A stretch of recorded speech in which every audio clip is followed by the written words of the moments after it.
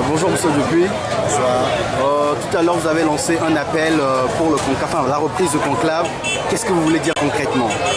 J'ai lancé en effet un appel au CST et Arc-en-Ciel pour que les travaux du conclave reprennent rapidement parce que le temps presse. Nous sommes déjà à 5 mois de la présidentielle de 2015 et il urge pour que ces deux organisations mettent en place des actions communes, une synergie commune pour affronter le régime en place qui se croit aujourd'hui tout permis.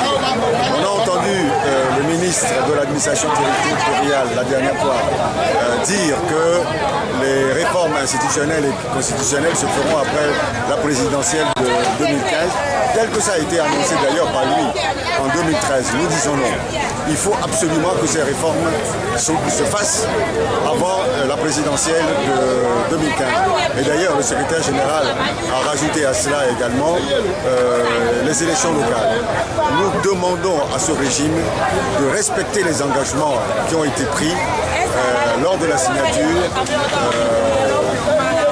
suite au dialogue intertogolais. Je veux parler de l'accord politique global.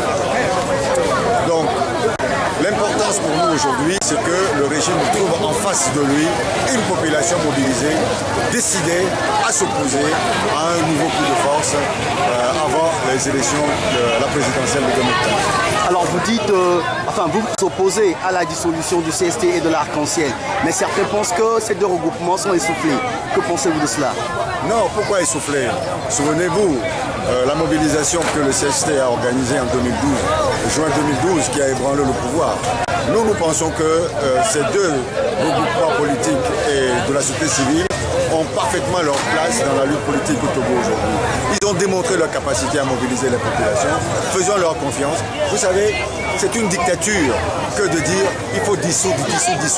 Laissons la chance aux initiateurs de ces deux regroupements politiques de mener aux côtés des politiques la mobilisation populaire pour pouvoir faire comprendre au régime de Faure Gnassingbé que le parti unique tel qu'ils l'ont conçu depuis des années, la famille unique au pouvoir depuis plus de 50 ans, cela suffit et que 2015 ne sera plus jamais, ne sera pas ce que nous avons connu au Togo pendant des années et 2015 ne sera pas 2005.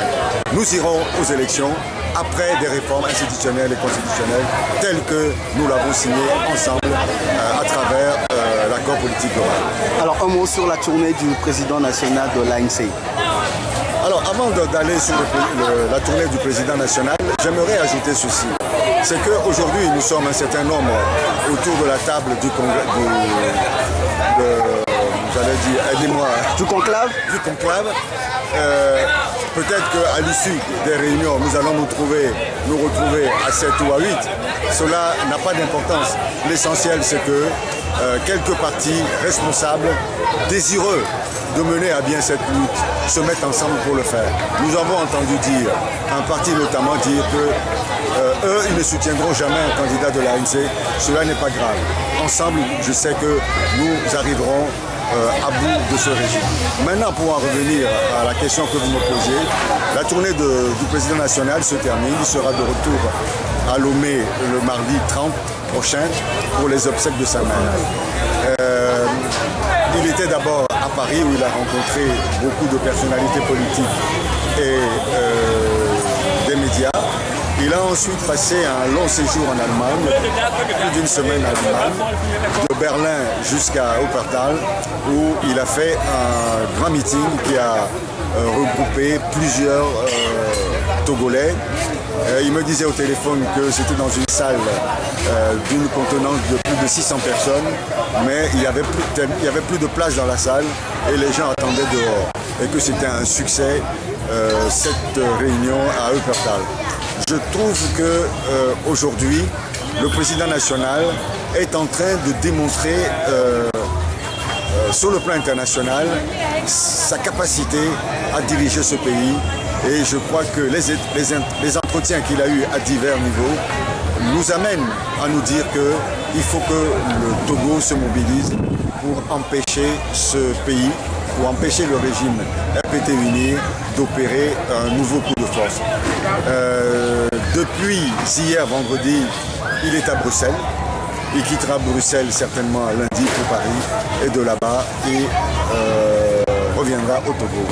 Et nous saluons ce que l'Union européenne fait parce que nous avons appris que l'Union européenne, à travers M. Barroso, puis à travers M. Westcott, ont rencontré le chef d'État togolais. Nous espérons bien qu'ils ont abordé le problème togolais, notamment le problème des réformes avant l'élection présidentielle de 2015. Merci beaucoup. C'est moi qui vous remercie.